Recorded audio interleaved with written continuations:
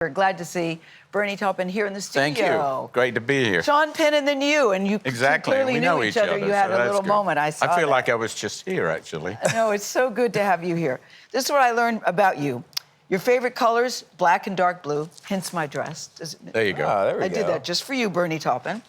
You have to have a dog. You hate circuses and clowns. You are a confirmed sushi snob. You love trains and women with very long legs. Check, check, check, check, check. I saw the women with very long legs in the green room. Thank you. But you also say, shout out to Heather, your lovely wife. But you also say that you were a country kid that got lucky.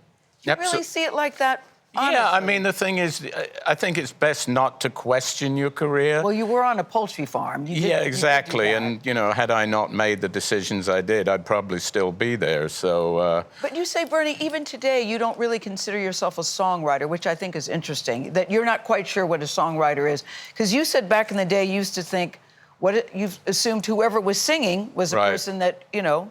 They did the songs. That was when I was very young. I mean, when I was sort of 11 or 12 years old, if I heard a record, I just figured the person that was singing it made it up. You know, I had no idea about recording studios. And in the same way as when I first started, I didn't even, as I said, I didn't even know what songwriting was. I didn't know how to formulate a song. I didn't know that you wrote verses and choruses. It was just sort of long...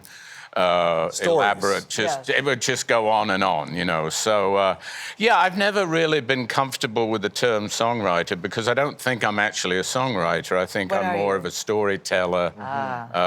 You know, I'm like a sort of cinematographer in ways. You know, I just love telling stories.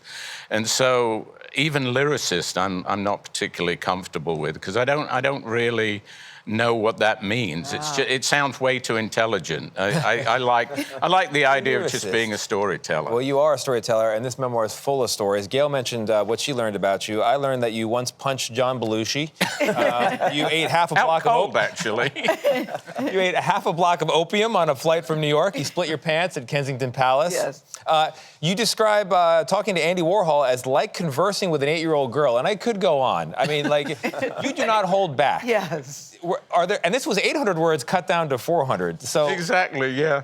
I mean, the thing, I think people are too polite in memoirs sometimes and autobiographies. Yeah. I mean, they don't want to offend. I always feel that you have to give credit to people that are exceptional, and you have to call out a bully if there's a bully. Yes, you know, and.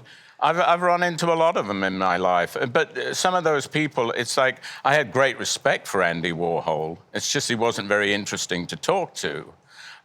So, yeah, it's like, you know, I'll call people out if I feel they deserve it. But you and Elton are magic together. We should just say that. One of the greatest duos of all time. It really is. Across all spaces. Yeah, but the way you all work together, I mean, you would do the lyrics, he would do the melody. You call yourself a mama bear when it came to working with Elton. Tell us why this partnership matters and why it works so well for you. Well, again, you know, I don't think you should question your success sometimes because then you might trip over yourself. But they say opposites attract, and nobody's more opposite than each other than we are. So I think for that reason, I think if we'd been like-minded in so many different ways, it probably wouldn't have worked out, you know. And we were joined at the hip in the early days when we first met and got together. It was just, as I say in the book, you know, sort of an army of two, me and him against the world. Yes. And but as we developed as human beings and grew up, obviously we developed our own lives, which is normal, you know. So, and we still converse all the time, see each other, and it's great now because you know, in the age of Zoom, it's like you're actually with the person. Yeah. This may be a tough question to answer, but what is a song that you are most proud of? Or just brings you joy when you think about it? In the words of Duke Ellington, the one I'm going to write tomorrow. The next one. So, are you working on new music? You and Elton?